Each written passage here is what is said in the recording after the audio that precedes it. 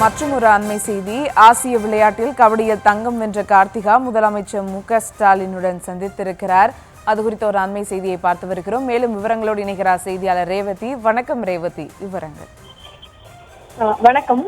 Bahrain நாட்டில் நடைபெற்ற ஆசிய இளையோர் விளையாட்டுப் போட்டிகள் 2025 கபடி பிரிவில் இந்திய ஆண்கள் மற்றும் பெண்கள் அணியினர் தங்கம் வென்றிருக்கிறார்கள். குறிப்பாக தங்கம் வென்ற பெண்கள் அணியை சேர்ந்த சென்னை கண்ணகி நகரை சேர்ந்த வீராங்கனை கார்த்திகாவும் திருவாரூர் பகுதியை சேர்ந்த அபினேஷ் மோகன்தாஸும் இன்றைய தினம் சென்னை திரும்பியிருந்த நிலையில் அவர்களுக்கு விளையாட்டு மேம்பாட்டு வாரியம் சார்பில் சிறப்பான வரவேற்பு அளிக்கப்பட்டது.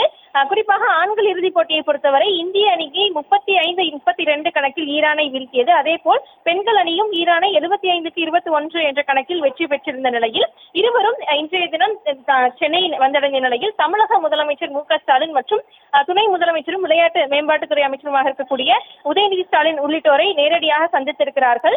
குறிப்பாக இந்த சந்திப்பின் பொழுது அவர்களுக்கு பல்வேறு விஷயங்களையும் பேசப்பட்டிருக்கிறது. அது தொடர்பாக தமிழக முதலமைச்சர் தனது எக்ஸ் வலைதள பக்கத்தில் ஒரு விஷயத்தையும் குறிப்பிட்டிருக்கிறார். அந்த அடிப்படையில் இருவருக்கும் தலா 25 லட்சம் ரூபாயின் ஊக்கத்தொகையாக வழங்கி இருப்பதாக தெரிவிக்கப்பட்டிருக்கிறது.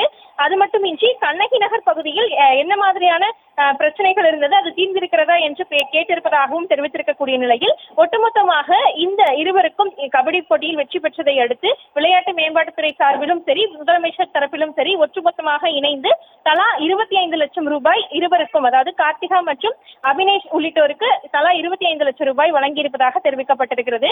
கண்ணகி நகர் பகுதியை பெருமை சேர்த்திருப்பதாக அந்த பகுதி மக்கள் முழுவதுமே அவர்களை கொண்டாடி வரக்கூடிய நிலையில் தொடர்ந்து இது போன்ற வெற்றி பெறுபவர்கள் அதிகமாக வர வேண்டும் என்று எதிர்பார்க்கப்படுகிறது. அந்த அடிப்படையில் பலர் தரப்பிலிருந்தும் அவர்களுக்கு வாழ்த்துக்கள் குவிந்து வரக்கூடிய நிலையில் இன்றைய தினம் தமிழக முதலமைச்சர் மற்றும் துணை முதலமைச்சரை நேரடியாக கபடி போட்டியில் வென்ற இருவரும் சந்தித்திருக்கிறார்கள்.